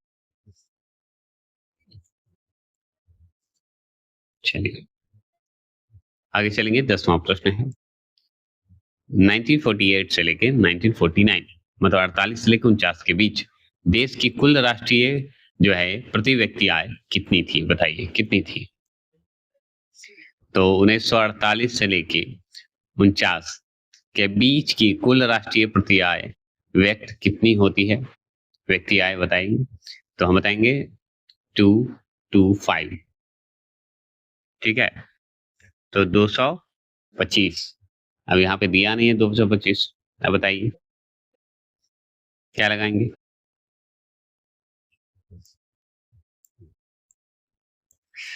तो ऑप्शन के हिसाब से दिया हुआ है 243.8, 2534, 252.48, 2458। कितना बताएं? अब बताइए इसमें से कौन सा ऑप्शन हम सही माने? यही बहुत कंफ्यूजन है, इसमें समय व्यर्थ हो जाएगा। तो हम बताएंगे, ये कर दीजिए 243.8 कर दीजिए। क्लियर नहीं है तो ये सही हो जाएगा, ऐसे 225 है। 11वां प्रश्न है, दादाभाई नौरोजी द्वारा राष्ट्रीय आय की गणना में प्रति व्यक्ति आय कितनी थी? बताइए। दादाभाई नौरोजी 1968 में दिए थे, याद रखिएगा। तो उस समय जो है 20 रुपया, याद रखिएगा 20 रुपये थे, याद रखिएगा। 12वां प्रश्न की बात करेंगे। 12वां प्रश्न है, स्वतंत्रता के बाद प्रोफेसर पीसी महालनोबिस द्वारा कुल राष्ट्रीय आय की गणना सीमित गठित किया गया था, मतलब समिति टाइप का गठित किया गया था। तो एक सीमा के रूप में गठित किया गया था, तो सीमित गठित किया गया था। तो आय की गणना समिति गठित किया गया था, याद रखिएगा। तो कब किया गया था यह पूछ रहा है। स्वतंत्रता के बाद प्रोफेसर पीसी महालनोबिस द्वारा कुल राष्ट्रीय आय की गणना समिति गठित हुआ था, उसमें कब हुआ था? अगस्त 1949 में, 49 में हुआ था। सही है, चलिए एससीईआरटी यही आंसर देता है। 13वां प्रश्न है, 1948 से लेके 1949 में देश की कुल राष्ट्रीय आय थी कितना करोड़? बताइए बताइए। मतलब कि 1948 से लेके 1949 में देश की कुल राष्ट्रीय आय कितनी थी, कितना करोड़ था? बताइए।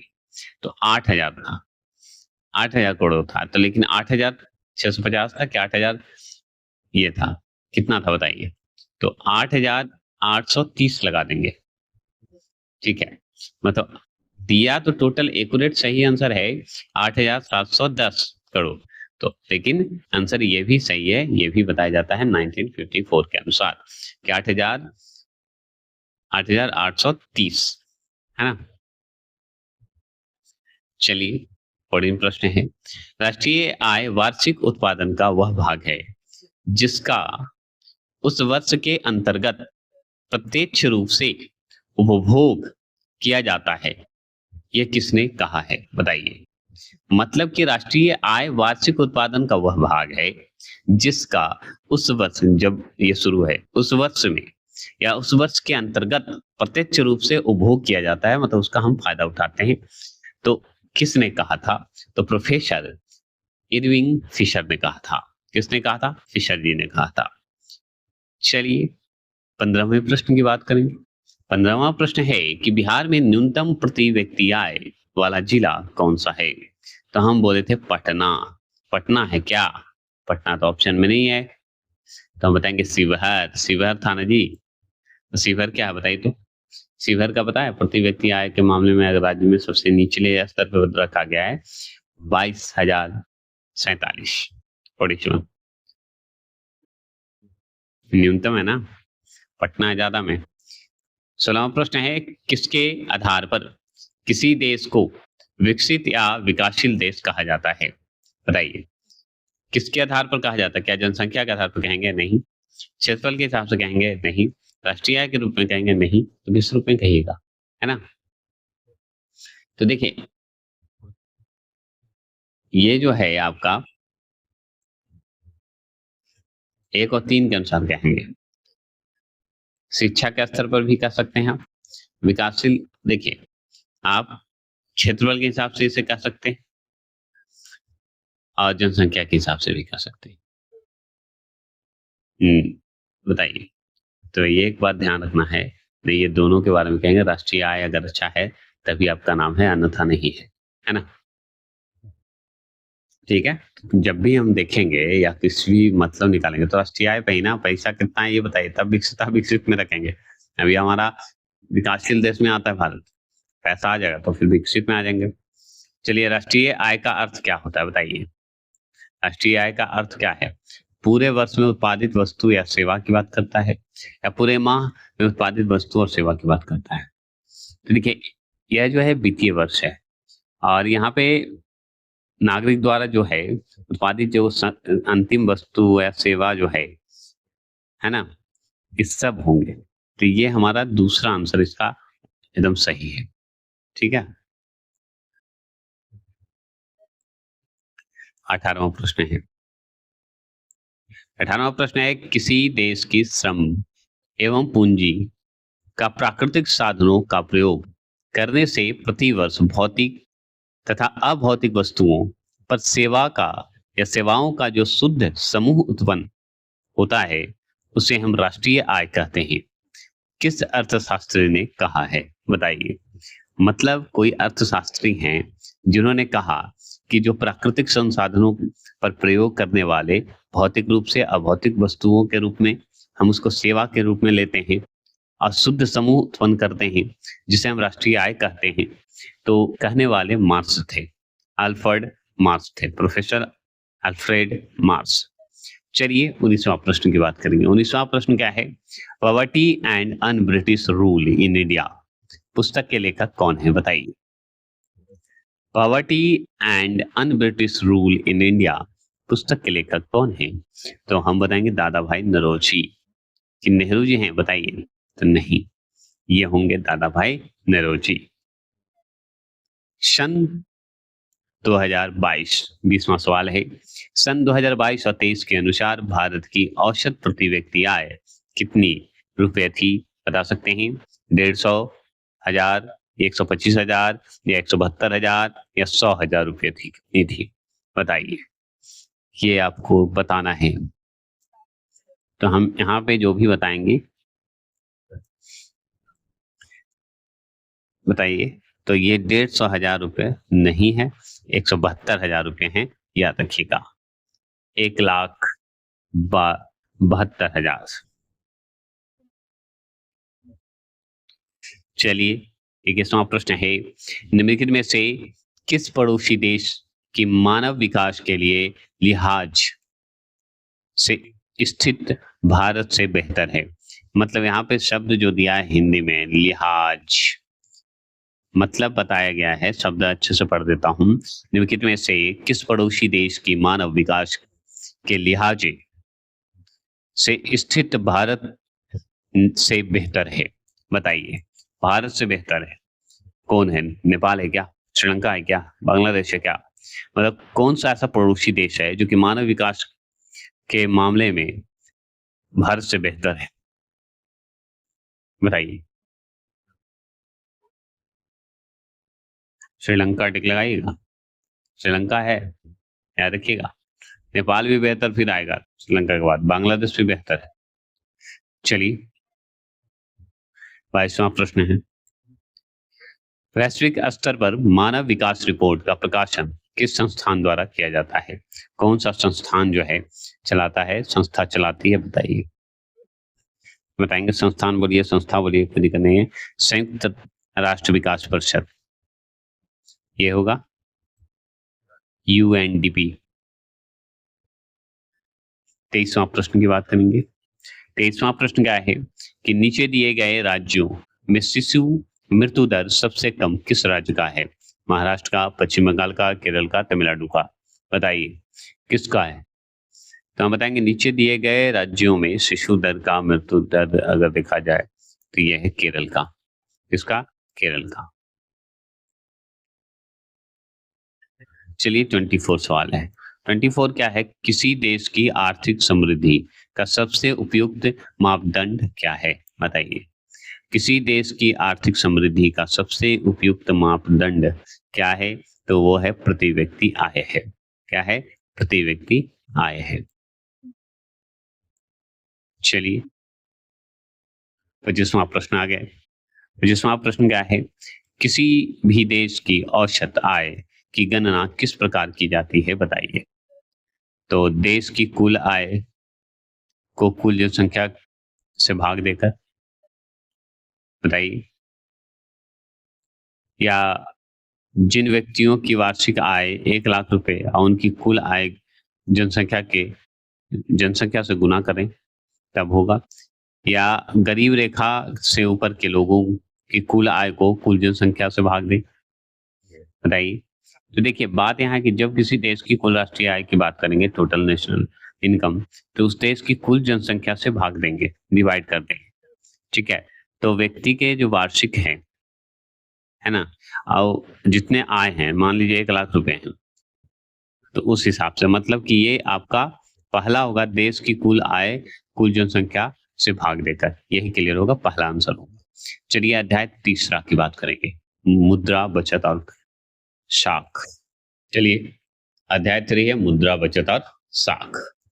जैसे मुद्रा बचत में हम बात करेंगे, मुद्रा हमारे अर्थव्यवस्था की क्या है, जीवन शक्ति है, संयम है, इतिहास है। तो इस ऑप्शन से जीवन शक्ति ठीक लगाइएगा, लाइफ लॉन्ग है ना भाई।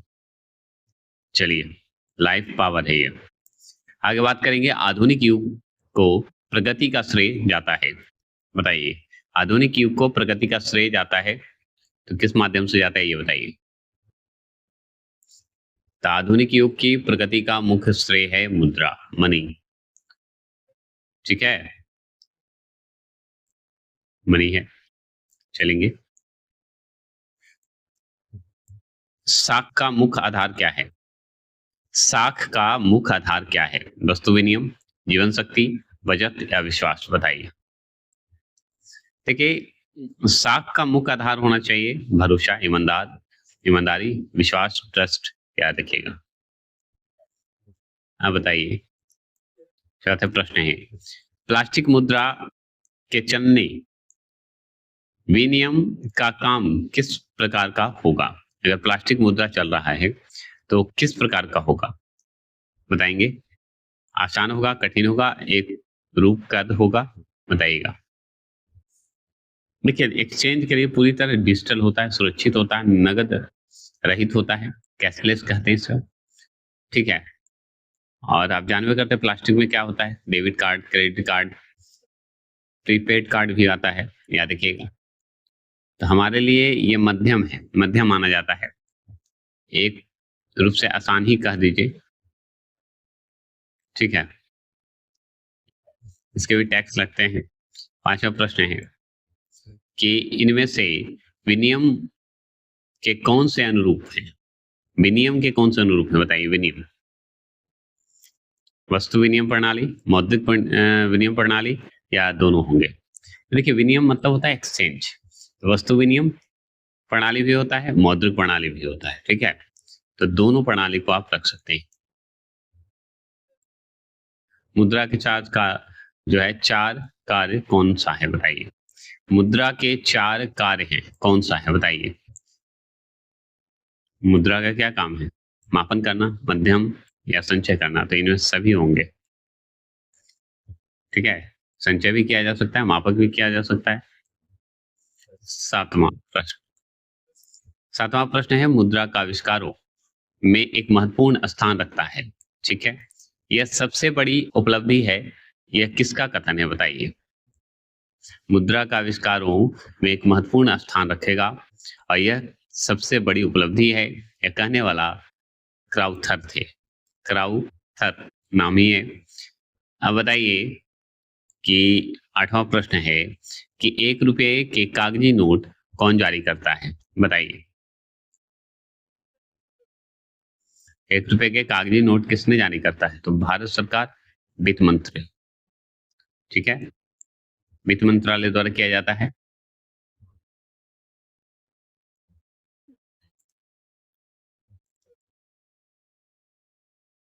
नवा प्रश्न है, किसने कहा कि यदि पैसा हमारी आर्थिक व्यवस्था का दिल नहीं है तो इसे निश्चित रूप से इनकी रक्त धारा माना जा सकता है।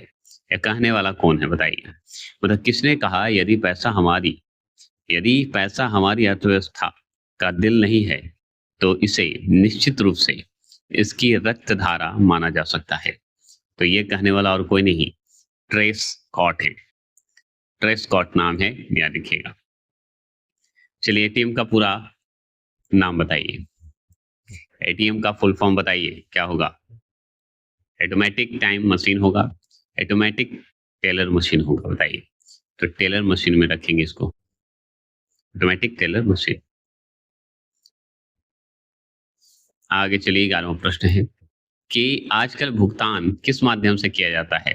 पत्र मुद्रा, चेक से या दोनों से? बताइए।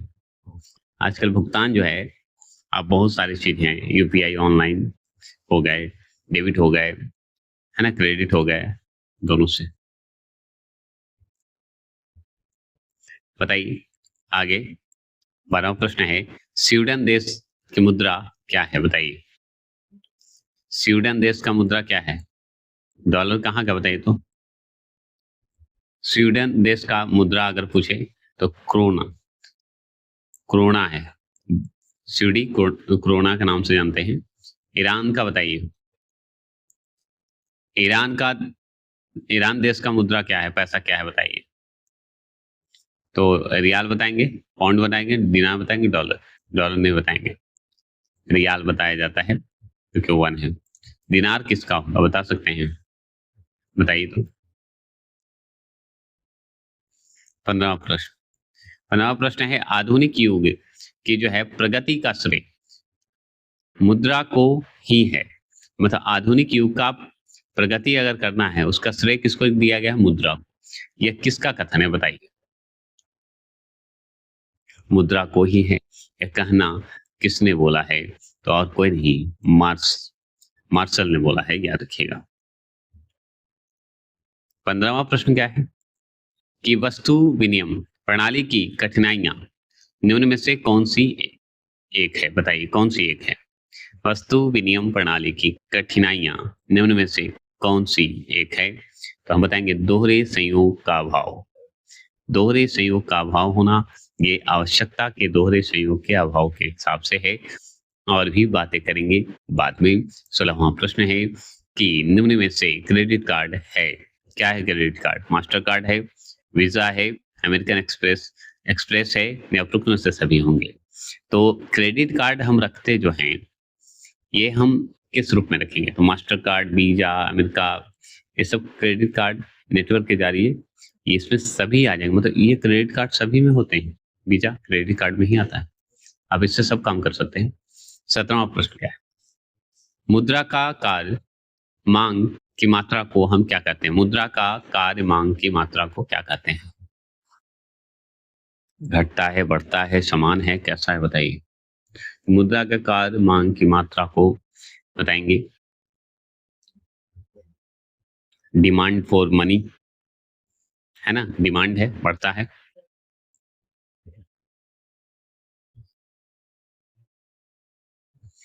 अठारहवां प्रश्न है।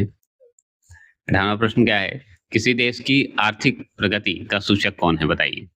मुद्रा है, सड़क है, शिक्षा है, क्या है? तो देखिए आगे देखा जाए, किसी देश की आर्थिक अगर प्रगति का सूचक माना जाए तो सभी को मानिए, सड़क भी है, मुद्रा भी है, शिक्षा भी है, सभी आ जाएंगे, ठीक है। लेकिन किसी आर्थिक अगर पूछा जाए, किसी देश की आर्थिक प्रगति का सबसे उपयुक्त अगर मुख्य सूचक बोला जाए तो प्रति व्यक्ति आय होता है, जीडीपी होता है। मुद्रा, सड़क, शिक्षा सब आएंगे, इस विकल्प में सभी को हम रखेंगे। चलिए 19वां प्रश्न क्या है कि आय तथा उपभोग का अंतर क्या कहलाता है? बताइए।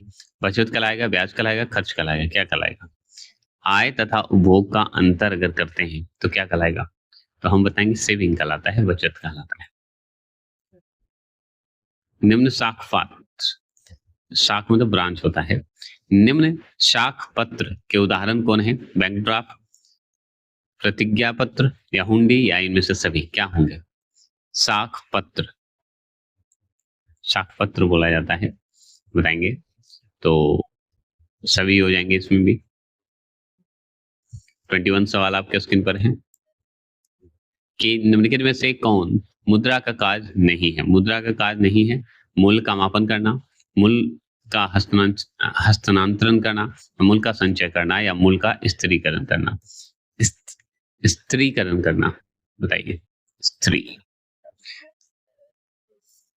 मुद्रा का कोई कार्य नहीं होता, ये क्वेश्चन को ही हटा दिए, समझे?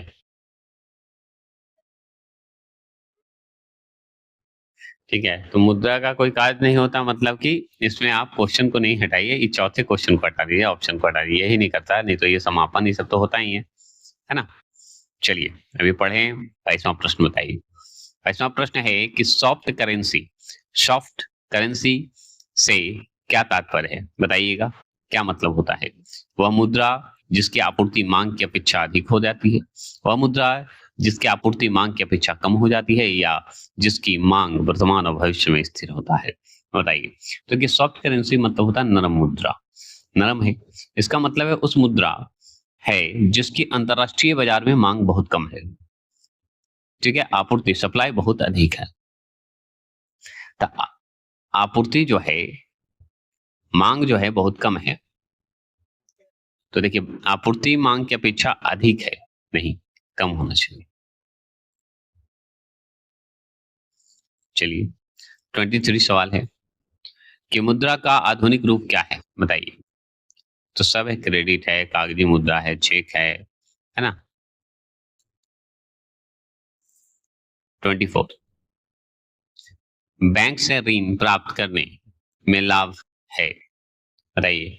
बैंक से ऋण प्राप्त करने में लाभ है, लंबी अवधि हेतु ऋण की प्राप्ति करना, शोषण का भय नहीं, बताइए। तो कम ब्याज दर पर ऋण की प्राप्ति करना, तो बैंक में ऋण प्राप्त करने का लाभ क्या है? तो इसमें आपका तीनों चौथा है, सब होंगे, लेकिन शोषण का भय तो रहता है, ये थोड़ा सा, लेकिन शोषण का भय कम रहता है। चलिए सभी में डालना पड़ेगा ना, बड़ाई करना है ना। 25 मुद्रा का महत्व है, बताइए। उत्पादन और भोग में सुविधा, विनिमय का माध्यम का कार्य करना, सभी होंगे। कठिनाइयां दूर करना, ये सब सभी होते हैं। चलिए 26 सवाल है, ऋण की शर्तों में सम्मिलित है, ऋण की शर्तों में क्या सम्मिलित है, बताइए। आवश्यक कागजात, समर्थक ऋण धारक, या ब्याज दर पर जो है निर्धारण, बताइएगा। तो ऋण की शर्तों में सम्मिलित होते हैं उपरोक्त में से सभी, ठीक है, कागजात तो जरूरी है। चलिए आगे बात करते हैं 27वां प्रश्न, भारतीय रिजर्व बैंक है क्या है? केंद्रीय है, सरकारी है, अग्रणीय बैंक है, या वाणिज्य बैंक है, बताइए। भारतीय रिजर्व बैंक, तो आरबीआई जिसे बोलते हैं, वो केंद्रीय बैंक है, सेंट्रल बैंक है। 28 साख से बढ़ती कीमतों की प्रक्रिया होती है, कैसी होती है? मंदी होती है, मुद्रास्फीति होती है, अति उत्पादन होता है, या मुद्रा मुद्रा अवस्फीति होती है, क्या होती है, बताइए। साख से बढ़ती कीमतों की प्रक्रिया जो होती है वो कैसी होती होगी?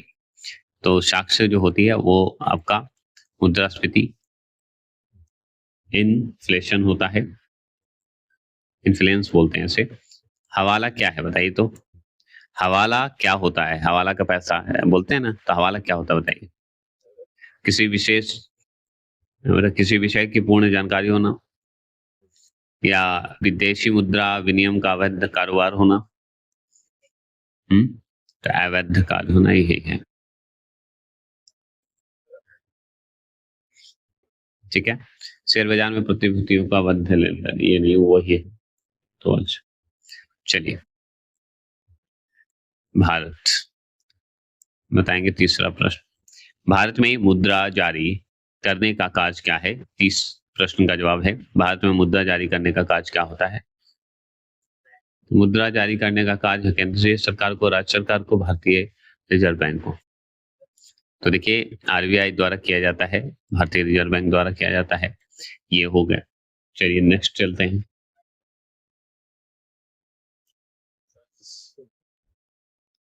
चलिए देखते हैं, अध्याय 4 है हमारी वित्तीय संस्थान की बात करेंगे। पहला प्रश्न है गैर संस्थागत वित्त प्रदान करने वाला सबसे लोकप्रिय साधन कौन सा होता है, बताइएगा। तो देसी बैंकर, ये इंपॉर्टेंट है, समझ गए।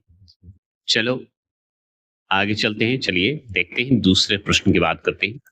दूसरा प्रश्न है इनमें से कौन सा संस्थागत वित्त का साधन है, बताइए। कौन सा संस्थागत जो है वित्त का साधन है? सेठ, साहूकार, व्यवसायिक बैंक, रिश्तेदार कौन से होंगे? तो हमारा व्यवसायिक बैंक जब आ जाएगा तो ये हमारा संस्थागत आ जाएगा। भारत का केंद्रीय बैंक कौन है, बताइए। भारत का केंद्रीय बैंक अगर आपसे पूछे तो कौन होगा, प्लीज कमेंट करेंगे। तो रिजर्व बैंक ऑफ इंडिया होगा, बताइएगा। तो रिजर्व बैंक ऑफ इंडिया 1 अप्रैल 1935 को इसका मुख्यालय मुंबई है, हेडक्वार्टर मतलब। चलिए चौथे प्रश्न क्या है? राज्य में कार्यरत सहकारी बैंकों की संख्या कितनी है, बताइएगा। बताएंगे राज्य में कार्यरत सहकारी बैंकों की संख्या कितनी है, तो हम बताएंगे 25 है। कितनी है? 25 है। चलिए पांचवें प्रश्न की बात करेंगे। पांचवा प्रश्न है दीर्घकालीन ऋण प्रदान करने वाला संस्थागत कौन है, बताइए। दीर्घकालीन ऋण प्रदान करने वाला संस्थागत कौन है, बता दीजिए।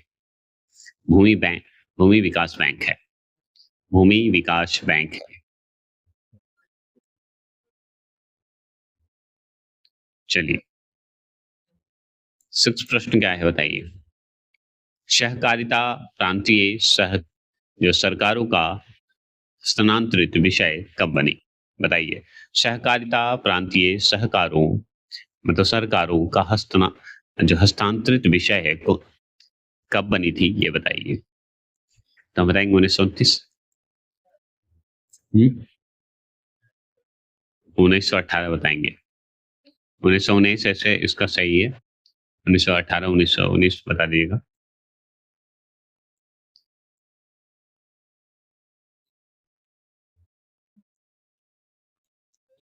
चलिए बात करते हैं, 7वां प्रश्न है देश में कार्यरत क्षेत्रीय ग्रामीण बैंक की संख्या कितनी है, बताइए। क्षेत्रीय ग्रामीण बैंक की संख्या अगर पूछा जाए तो हम बताएंगे 28। ठीक है, ये भारत की बता रहे हैं, लेकिन पूरे देश की 196।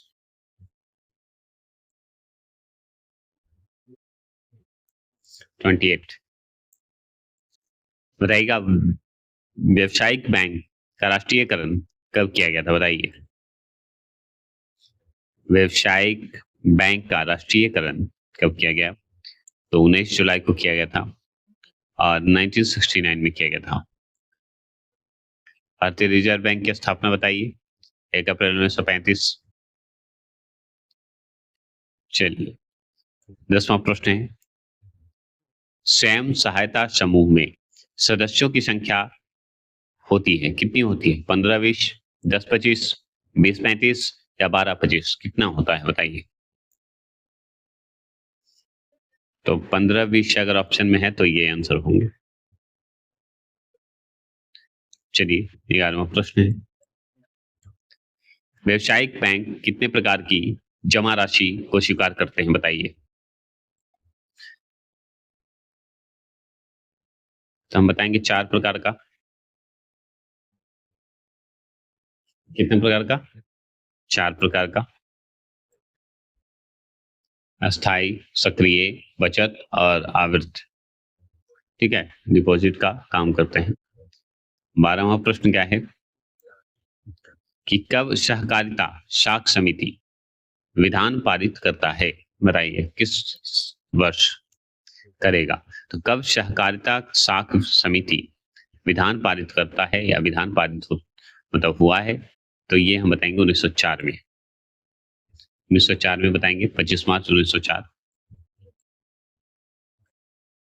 चलिए 13वां प्रश्न है सहकारिता प्रांतीय सरकारों का हस्तांतरित विषय कब बना, बताइएगा। कब बना था? तो 1904 में तो हम जानते हैं, इसको नाम सुने हैं।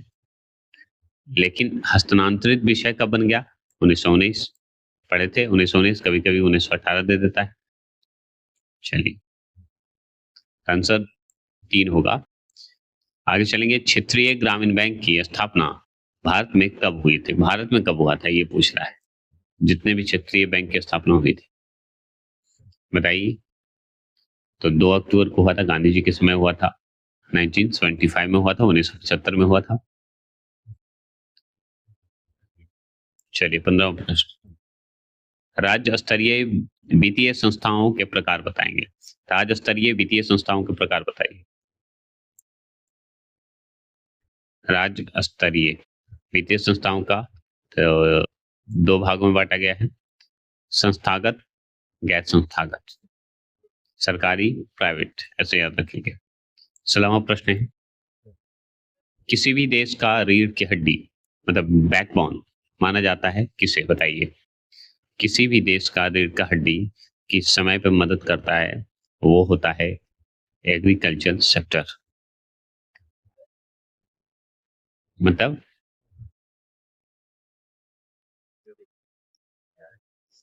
बैकबोन का इकोनॉमी जो है हमारा कृषि ही तो है ना? तो ऑप्शन के हिसाब से इसमें बताना पड़ेगा कि वित्तीय संस्थागत होगा, कि नाबार्ड होगा, कि सहकारी बैंक होगा, या महाजन होगा, क्या होगा? तो देखिए, इसमें जो है आपका सहकारी बैंक में इसको सम्मिलित कीजिए। ठीक है, रीढ़ की हड्डी कौन है? सहकारी बैंक है ना? या नाबार्ड भी आप कर सकते हैं, नाबार्ड भी सही है। ठीक है, लेकिन सबसे अगर सहकारी अगर ऑप्शन में है तो नाबार्ड को सेकंड ऑप्शन में रखेंगे। ठीक है, यहाँ पे एक से अधिक होना चाहिए था लेकिन है नहीं। चलिए 17वां प्रश्न, भारतीय पूंजी बाजार ऋण उपलब्ध कराती है।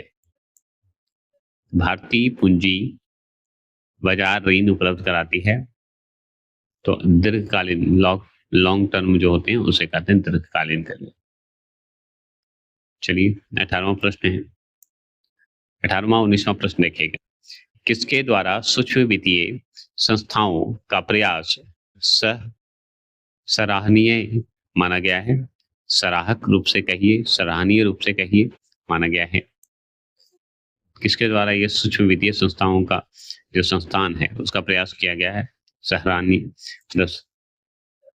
सराहनीय रूप से किया गया है। तो प्रोफेसर मोहम्मद यूनुस। चलिए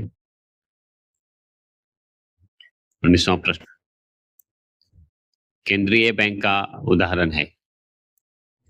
केंद्रीय बैंक का उदाहरण कौन है?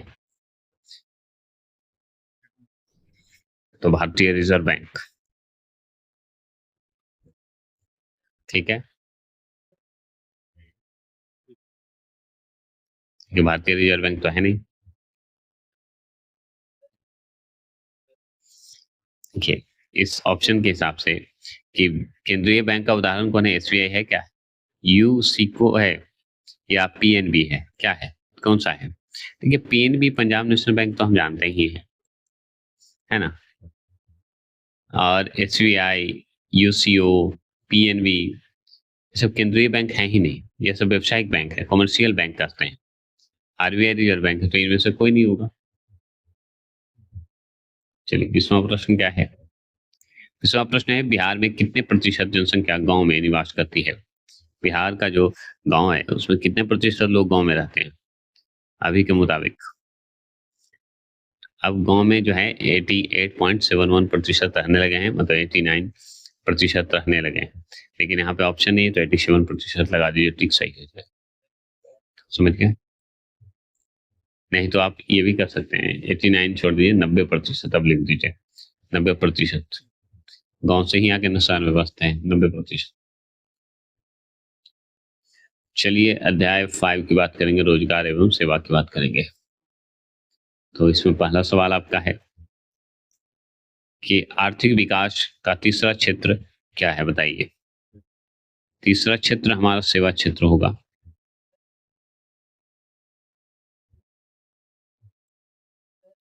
चलिए दूसरा, मानव पूंजी के प्रमुख घटक कितने हैं? मानव पूंजी के लिए प्रमुख घटक कितने माना गया है?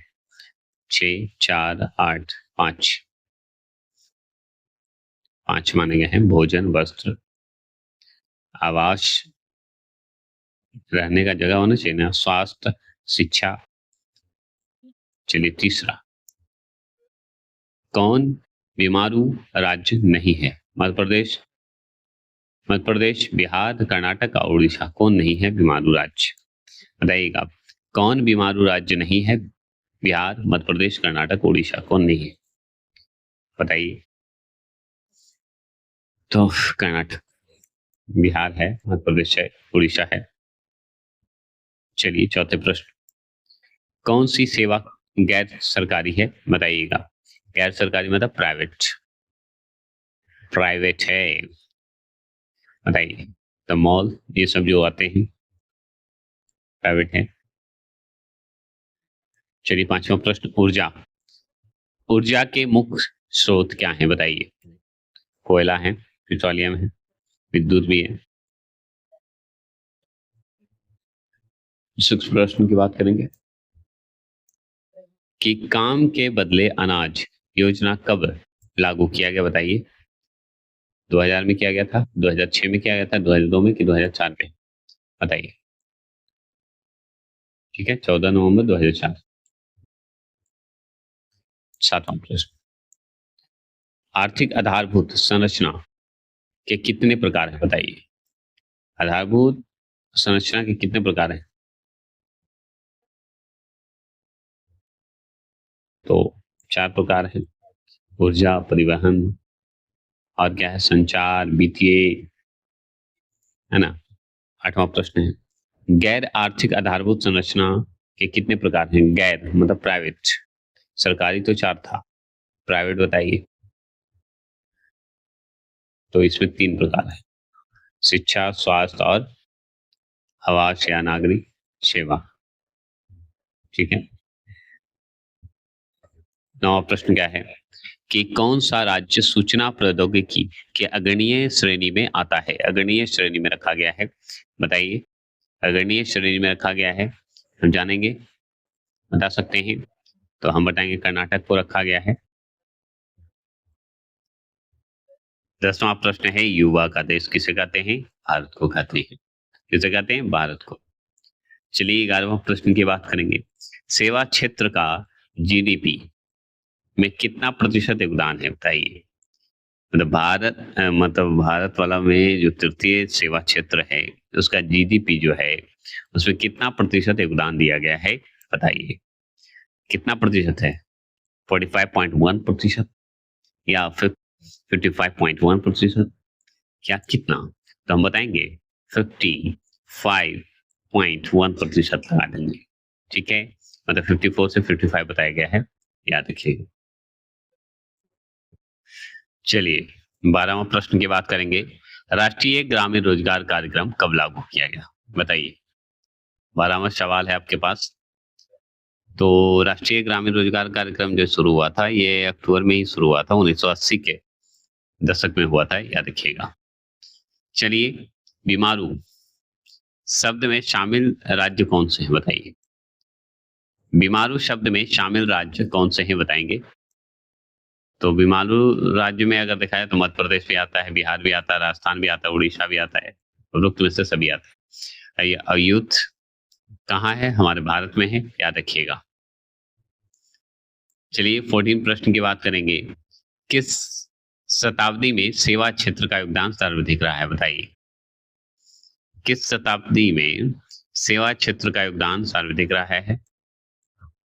सेवा क्षेत्र बताएंगे तो 21वीं शताब्दी में। ठीक है, सेवा क्षेत्र के कितने भाग हैं बताइए? सेवा क्षेत्र के कितने भाग बताए गए हैं? बताइए, कितने भाग में बांटे गए हैं? 3 भाग में बताए गए हैं। क्या ये बात सत्य है? नहीं, गलत है।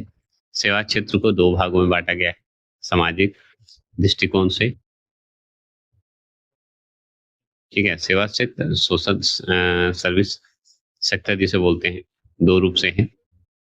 ठीक है, ऐसे जटिल रूप से 3 ही हैं, तो आपको 3 सही लगाना है, याद रखिएगा।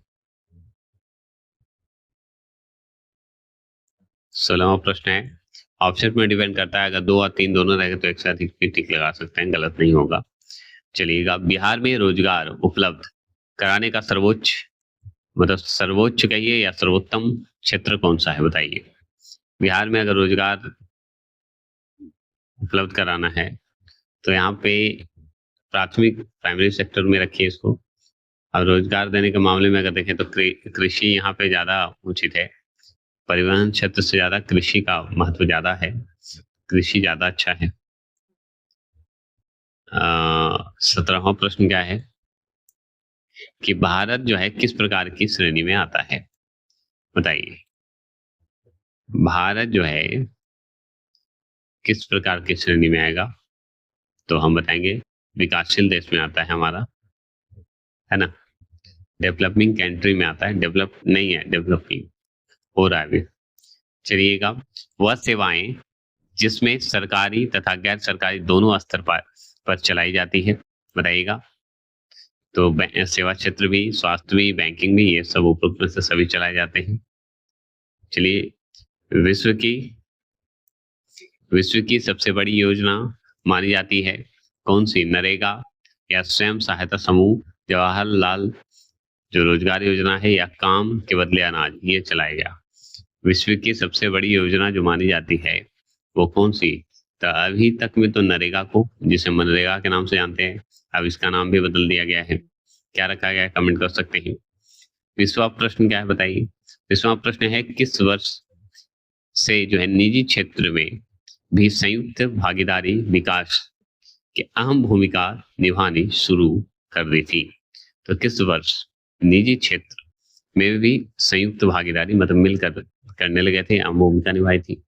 तो 1991 में हुआ था ये घटना, मतलब 1990 के दशक में बताया जाता है, याद रखिएगा। तो 90, लेकिन 1991 देखेंगे, ये नहीं रहता तब 90 टिक लगा देते। चलिए, 6 सवाल।